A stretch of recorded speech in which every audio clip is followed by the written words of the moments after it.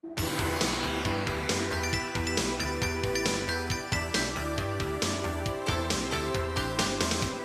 자세로 바라보며 집중 타격합니다. 뉴스 로우킥.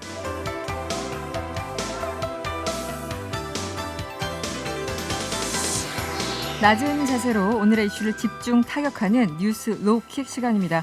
월요일 함께하시는 두 분 소개해드리죠. 한겨레 김한 기자 그리고 오창석 평론가와 함께합니다. 어서 오세요. 네, 안녕하세요. 안녕하세요. 네, 지금 TBS 유튜브 채널에서요. 보이는 라디오로 함께하실 수 있습니다. 저희들 지금 생방으로 진행되고 있으니까요. 보이는 라디오로 들어와 주시고요.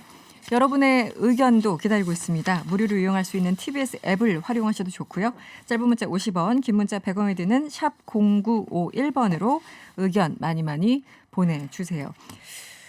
오늘 비가 내렸고 어떻게 좀 쉬셨습니까, 오전에는? 네, 저 오늘 쉬는 날이어서 쉬는 날. 출근 안 했습니다. 집에서 오신 거군요. 네네. 오태석 평론가는 저는 이제 다른 방송사 다른 방송 듣다가 이 김한 기자는 집에서 왔는지 네. 회사에서 왔는지 명확하게 구분되는 어떤 그 분위기가 있어요. 네. 이제 회사에 간파했어요. 갈 때는 이제 오피스로 올. 오피스로 아니 복장이 편해서 그냥 네. 시비 걸어봤어요. 네. 하루 종일 정말 비가 내리고 있어요. 지금도 아마 비가 내리는 것 같은데 오늘 또 102주년 3일절이었습니다. 오늘 오전에 3일절 기념식이 있었죠? 네, 그렇습니다. 서울 종로구 탑골공원에서 개최가 됐는데요. 탑골공원은 102년 전 이제 시민과 학생들이 만세를 외치고 독립선언서를 낭독했던 3.1운동의 발상지 아니겠습니까? 네. 이제 문재인 정부 들어서 탑골공원에서 3.1절 기념식이 열리기는 이번이 처음인데요. 그러니까 비가 와서 조금 걱정을 하긴 했는데 어쨌든 행사는 무사히 열렸습니다. 네. 문재인 대통령 올해 3.1절 기념사에 어떤 메시지를 담을까 굉장히 좀 궁금했는데 여러 가지 메시지가 있었어요. 잠시 들어보도록 저희들이 좀 준비한 게 있는데요. 잠시 들어보도록 하겠습니다. 가해자는 잊을 수 있어도 피해자는 잊지 못하는 법입니다. 그러나 100년이 지난 지금 한일 양국은 경제, 문화, 인적 교류 등 모든 분야에서 서로에게 매우 중요한 이웃이 되었습니다. 우리가 넘어야 할 유일한 장애물은 때때로 과거의 문제를 미래의 문제와 분리하지 못하고 뒤섞음으로써 미래의 발전에 지장을 초래한다는 것입니다. 우리는 과거의 역사를 직시하면서 교훈을 얻어야 합니다. 그러나 과거에 발목 잡혀 있을 수는 없습니다. 한국 정부는 언제나 피해자 중심주의의 입장에서 지혜로운 해결책을 모색할 것입니다. 그러나 한일 양국의 협력과 미래 발전을 위한 노력도 멈추지 않을 것입니다. 네, 오늘 그 일본 관련해서 혹은 또 북한 관련해서 어떤 얘기들이 나올지 궁금했었는데 기본적으로 눈에 띄는 어떤 메시지가 있었을까요? 네. 일단 여러 가지 내용이 있었는데요. 네. 일단 G7 들어가서 선도적인 국가가 되겠다라고 했었고 코로나 백신 얘기도 했었고요. 그리고 가짜 뉴스 좀 조심해야 된다라고 얘기를 했었고 가장 중요한 게 이제 일본과의 관계 문제인 것 같은데 한일 양국은 과거의 미래를 동시에 바라보며 함께 걷고 있다. 그리고 피해자는 잊지 못한다. 방금도 나왔었는데 네. 도쿄올림픽 언급이 나왔어요. 네네. 한일 그리고 남북, 북일, 북미 관계 개선에 도움이 될 것 같다라는 뉘앙스로 이야기를 했고 실제로 평창 동계올림픽 때 사실은 남북 관계가 굉장히 개선이 됐었습니다. 그렇죠. 네. 역사적인 역할을 했었다라고 볼 수도 있죠. 그 당시로만 보면 도쿄올림픽이 만약에 현재로서는 저는 아직까지 올해는 좀 미지수라고 보지만 만약에 개최가 된다라고 했을 경우에는 어쨌든 각국가 정상들이 만날 수 있는 공식적인 만남이 됩니다. 그렇기 때문에 열리게 된다면 이 부분에 있어서 그동안 풀리지 않았던 문제들을 좀 풀 수가 있고 다만 지금 한일 관계가 나빠졌던 데는 사실은 이제 대일 무역 보복이 제일 먼저 시작이 됐었기 그랬었죠. 때문에 네. 그 부분에 대해서는 어떻게 풀어나갈 것인가는 여전히 남아있다고 볼 수가 있습니다. 네.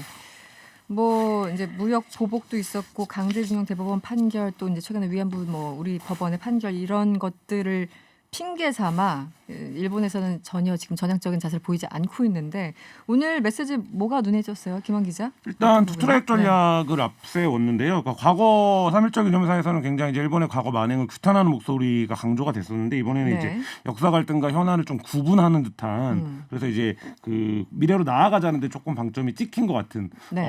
메시지가 나왔는데요. 이른바 다만 투트랙. 네. 다만 이제 지금 첨예하게 제기되고 있는 무역 보복 얘기도 있지만 사실 일본이 제일 민감하게 생각하는 생각하는 건 위안부 문제거든요. 그렇죠. 예. 네. 근데 이 부분에 대해서 지금 이제 일본 정부 입장은 한국 정부가 양측 정부에 의해서 공인된 그리고 유엔과 미국도 지지했던 위안부 합의를 깼다라는 게 일본 정부의 입장인 거고 이 부분에 대해서 어떻게 진전을 시킬 건지에 대한 좀 구체적인 해결책이 필요할 텐데 뭐 네. 대통령이 이걸 뭐 직접 얘기하기는 뭐 아직까지는 예민하고 어려운 부분이미 이해는 되는데 역시 이 미래로 나아가기 위해서는 네. 정리해야 되는 현안에 대해서는 조금 여전히 좀 입장이 안 나왔다는 점이 좀 드러났고요. 그다음에 관계 개선 의지를 이제 밝히고 있는데 이게 이제 정부 초기와는 조금 스탠스가 많이 달라진 건데 그렇죠. 지금 문제는 문재인 정부가 1년여를 남겨두고 있는데 지금 오창석 평론가 말씀하신 것처럼 한일 관계의 드라마틱한 개선이 되려면 양쪽 모두 명분이 있어야 되거든요.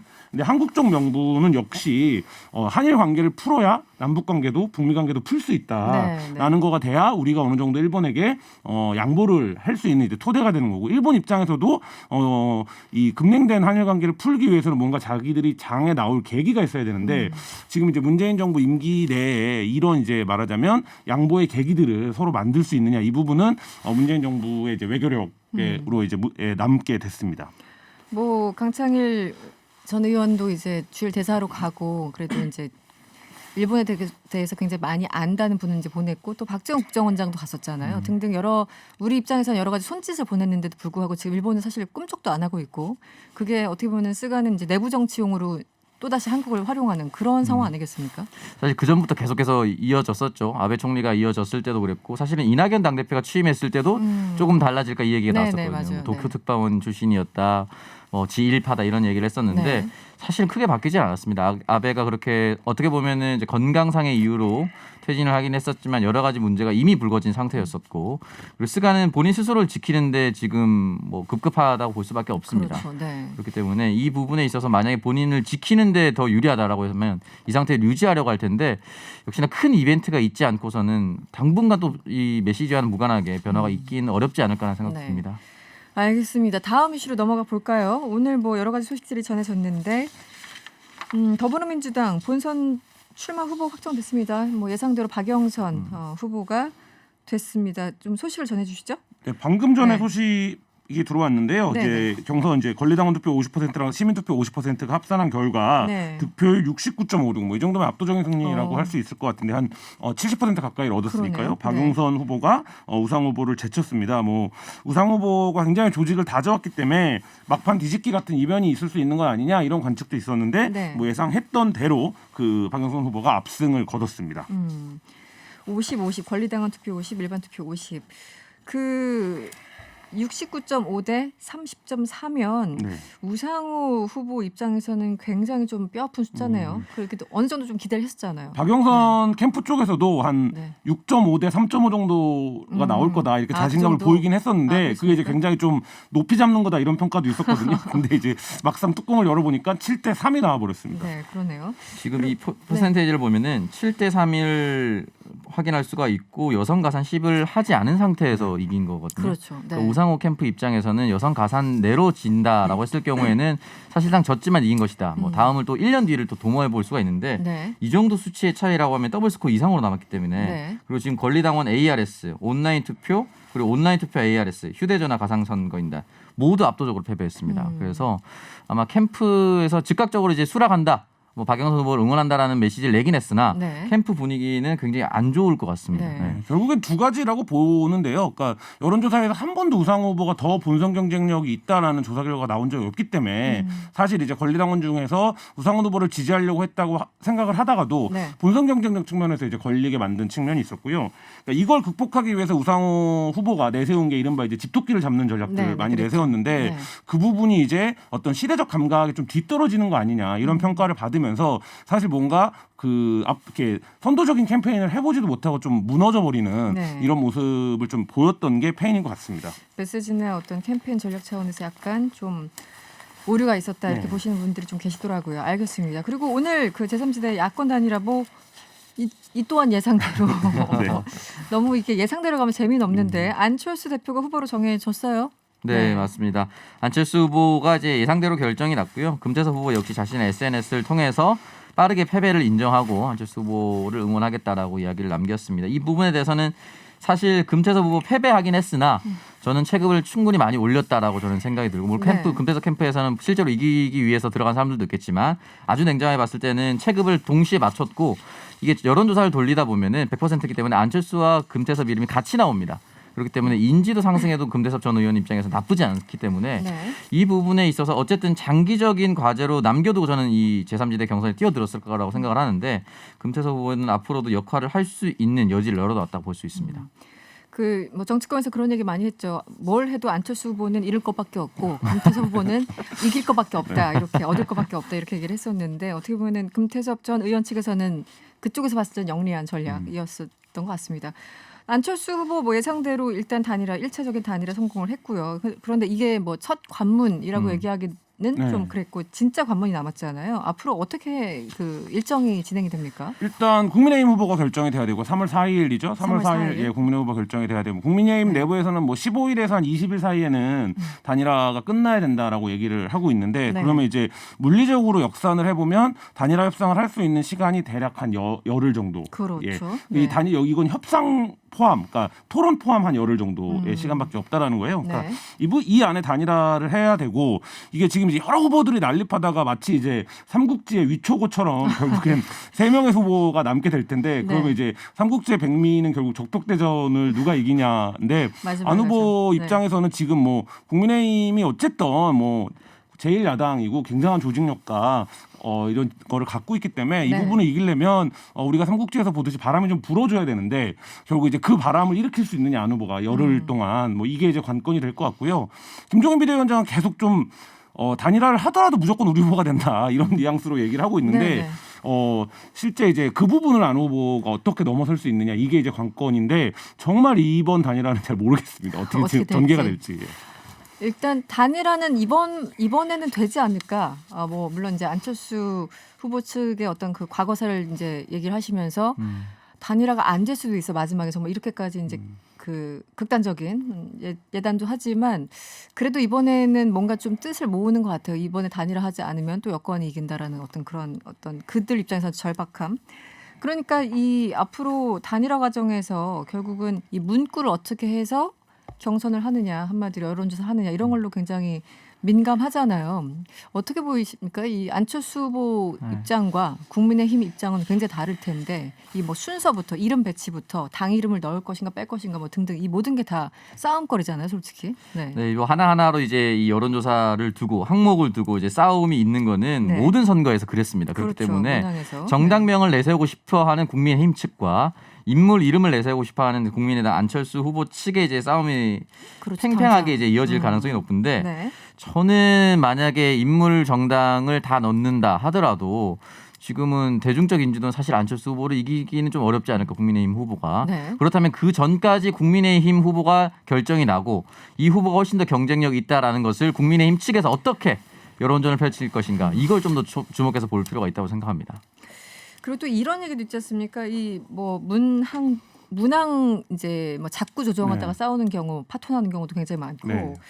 또 하나는 기호 만약에 안철수 후보가 된다면 기호 4번을 달고 나가게 그렇죠. 되는데 이걸 내버려둘 수 있느냐. 그러니까 김종인 방법에 비대위원장 있어서도. 입장에서는 그렇게 되면 본인이 비대위를 이끌면서 하는 마지막 선거에서 후보를 못 내는, 그러니까 번호조차 못 내보는 네. 꼴이 되기 때문에 사실 이제 김종인 비대위원장이 지금까지 최근 몇 년 동안 정치를 해온 이력을 보면 이걸 받아들일 수 있는가 이 부분에서는 그래서 뭐 일각에서는 어저께죠? 그 뭐 선거 전에 내가 사라질 수도 있다 이런 얘기를 네네. 한 게 이번이 출마하지 않는 선거는 없다라고 아예 선을 그은 게 아닌가 자기 비대위 체제에서는 뭐 이런 해석도 나오고 있는데 네. 사실 그래서 이제 유승민 의원 같은 경우도 만약에 국민의힘 후보를 이겼다라고 해도 입당을 하는 거를 전제로 네, 약간 네. 합당을 하는 거를 약속을 해줘라라고 얘기를 하고 있는데 그것도 지금 한 열흘 안에 조율하기가 쉬운 문제는 아니거든요. 왜냐하면 안철수 후보가 이제 그냥 소속원이 아니라 대표잖아요. 그러니까 이제 본인이 입당하는 것도 쉽지 않고 합당 결정을 하는 것도 쉽지 않기 때문에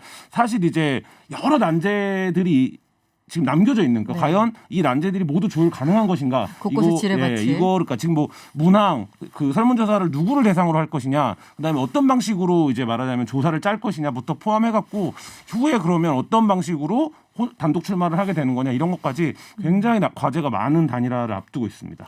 지금 뭐 동아일보 이게 단독 달고 나온 기사를 이제 보면은 김종인 위원장이 뭐 비공식적인 자리에서 너무 고집하지 말고 안철수 후보 쪽에 좀 원하는 룰로 좀 포용적으로 가라 뭐 이렇게 얘기를 했다는 설도 있고 이제 보도 내용입니다. 또 하나는 지금 말씀하신 부분 일부 초선 의원들이 만약에 안철수 대표로 단일화될 경우에는 입당 및 합당을 요구하는 어떤 그런 그 어떤 계획을 짜고 있다. 여러 가지 플랜 B를 짜고 있는 것 같아요. 분위기가. 네. 네, 일단 한두 가지 시나리오로 가진 않을 것 같고요. 이 서울시장 선거는 단순히 한 지자체를 넘어서 다음 내년에 있을 이제 대선까지 직접적인 영향을 미치게 그렇죠. 됩니다. 네. 그렇기 때문에 이번 선거에 있어서 만약에 서울시장이 1년 안에 뭔가를 해내긴 좀 어렵습니다만 어떤 전 시장이 잘못했다는 걸 충분히 끄집어낼 수 있는 시간입니다. 이게 분위기 자체를 완전히 바꿔버릴 수가 있기 때문에 네. 만약에 당대당 통합을 원한다라고 했을 경우에 안철수 당대표는 몸값을 훨씬 더 높여서 우리 지역 비례대표 3명을 모두 뭐 최고위원회에 넣어달라고 하든지 네. 뭐 그 정도의 수준으로 당대당 통합을 하고 본인이 서울시장 됐을 때 서울 지역구에 있는 국민의힘 의원이 사실 많지는 않습니다. 이제 더불어민주당이 싹 쓸었기 때문에 그렇죠. 많지는 네. 않지만 해당 지역위원장들이 지켜보고 있거든요. 네. 그럼 해당 지역위원장들이 시장으로부터 이제 친분을 과시해서 내가 이걸 우리 지역에 유치했다라는 것은 어떤 정당이나 해왔던 플랜카드 이제 정치 여론전입니다. 그렇죠. 네. 그런 것들을 생각해봤을 때 분위기나 개파가 최대 개파가 어느 순간 확 한쪽으로 또 몰릴 수가 있습니다. 그런 것들 여러 가지 아마 경계를 하면서 국민의힘은 최소화하면서 이제 가려고 할 텐데 일단 현재로서는 국민의힘이 그렇게 많이 컨벤션 효과가 일어나진 않았습니다. 네. 만약에 국민의힘이 후보를 못 내는 상황이 되고 안철수 후보로 단일화가 된다라고 하면 지금 이제 다들 그걸 두려워하는 건데 정계 개편이 오는 겁니다. 그러니까 예를 들면 그렇죠. 네. 국민의힘은 더 이상 존재할 이유가 없어지는 정당이 되는 거기 때문에 근데 이 정계 개편이라는 거는 그러면 어떻게 되는 거냐면 당연히 안철수 후보를 중심으로 되는 겁니다. 왜냐하면 네.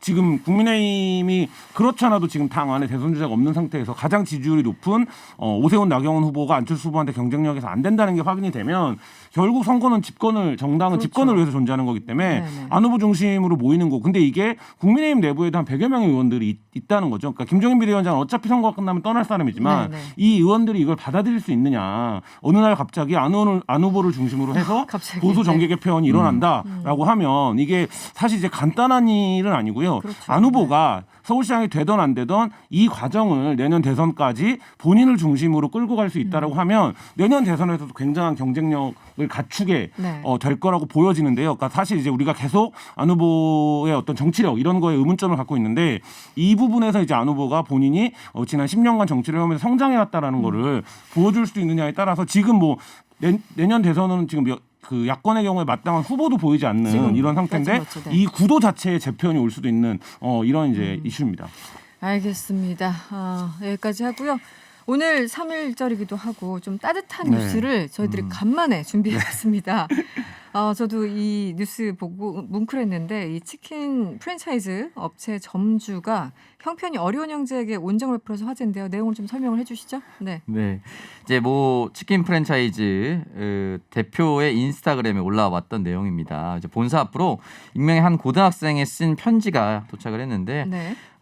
고등학생 A군은 지난해 코로나19로 일을 하지 못해서 생계 어려움을 겪었고 부모님이 돌아가시 편찮은 할머니가 계셔서 사실상 이 고등학생 A군이 가장 역할을 하고 있었습니다. 근데 동생이 갑자기 치킨을 먹고 싶다고 떼를 썼는데 네. 그래서 돈을 가지고 있는 수중에 있는 돈 5,000원을 가지고 이제 여러 치킨점을 돌아다녔다고 해요. 5,000원치만 달라고 했었는데 네. 다른 치킨집은 이제 안 된다라고 했었고 한 치킨집 사장님이 본인도 장사가 잘 안 돼서 바깥에 바람 쐬러 보고 있는데 그걸 계속 보고 있었나 봐요. 이 친구가 왔다 갔다 하는 그 네. 장면들을. 네. 그래서 치킨 사달라고 떼쓰는 동생의 모습과 5,000원밖에 없다고 하는 형의 모습을 봤나 봐요. 그래서 네. 들어오라고 해서 아마 그 고등학생 형이 봤을 때는 5,000원이 아닌 훨씬 더 비싼 그 집에서 가장 비싼 메뉴의 치킨을 튀겨줬고 그 고등학생 형이 혹시나 이게 네. 나중에 문제가 될 수 있기 때문에 네, 우리 네. 5,000원치만 달라고 했는데 이거 맞느냐고 재차 물었고 맞으니까 하면서 콜라를 하나 더 줬다고 하더라고요. 그렇게 해서 이제 먹었다라고 했고 동생한테는 그 사장님이 언제든 치킨 먹고 싶으면 오라고 했는데 동생이 몇 번 찾아갔었나 봐요. 형 몰래 그 어린 동생이 몇 번 치킨 먹으러 갔다고. 이발도 하더라고요. 했다는 얘기가. 네. 이발도 시켜주고. 네, 그래서 형 입장에서 진짜. 좀 미안하기도 하고 좀 두렵기도 하고 네. 했는데 어쨌든 고마움을 표현하기 위해서 대단하네요. 본사로 이제 자필 편지를 쓴 게 이제 공개가 됐었죠. 그러니까 이게 꽤 한참 지난 다음에 네. 뒤늦게 본사에 편지까지 보낸 거잖아요. 너무 고마워서. 네. 그러니까 뒤늦게 또 알려진 거고요. 그리고 이 이후 여기까지도 감동인데 그 이후 벌어진 일들이 또 감동의 연속입니다. 이 사연이 알려지자 네티즌들이 저와 같이 이제 감동한 네티즌들이 이른바 돈줄을 내줘야 된다면서 홍대 치킨 가게 여기가 이제 홍대에 있는 치킨 가게예요.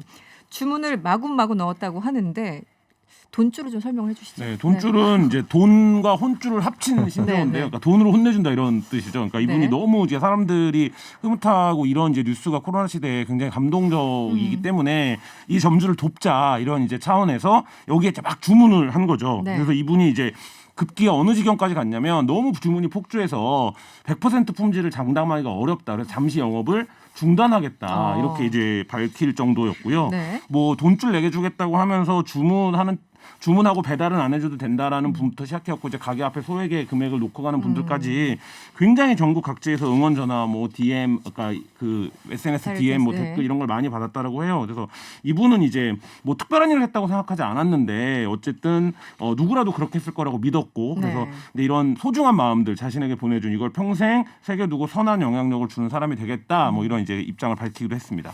전국 각지에서 이제 주문만 하고 치킨 보내줄 필요 없다 이렇게 네. 돈줄을 냈다고 하죠. 저희 제작진이요 사실 이제 홍대 이 박재희 점주에게 인터뷰 요청을 했는데요. 주문이 많아서 치킨 주문이 많으셨나 봐요. 네. 주문이 많아서 전화 인터뷰 힘들다고 음. 하셨다고 합니다. 다음에 저희가 또 연결되면 이 선한 영향력에 대해서 직접 이야기를 나누도록 하겠습니다. 오늘 또 뭉클한 기사가 또 하나 있었어요. 이 온라인 커뮤니티에 올라온 기사인데 글인데 네. 아들에게 온정을 나눈 한 여학생을 찾는다 이런 글이 올라왔습니다. 어떤 내용인지 설명을 좀 해주시죠.